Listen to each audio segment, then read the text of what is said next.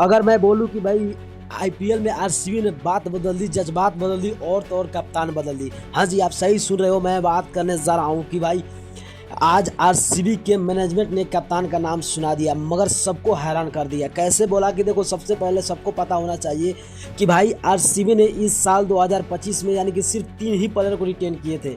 जो 3 प्लेयर में सबसे पहला नाम था विराट कोहली जो 21 करोड़ में, उसके बाद था रजत पाटीदार और 11 करोड़, उसके बाद था यश दयाल उसके 5 करोड़। भाई तो बात बदल दी, जज्बात बदल दी। यानी कि मैं आपको बता दूं, आरसीबी ने गजब की फैसला सुनाया और मैनेजमेंट ने रजत पाटीदार को कैप्टन बनाया। अगर हम लोग देखें तो भाई रजत पाटीदार का आईपीएल डेब्यू 2021 में हुआ था।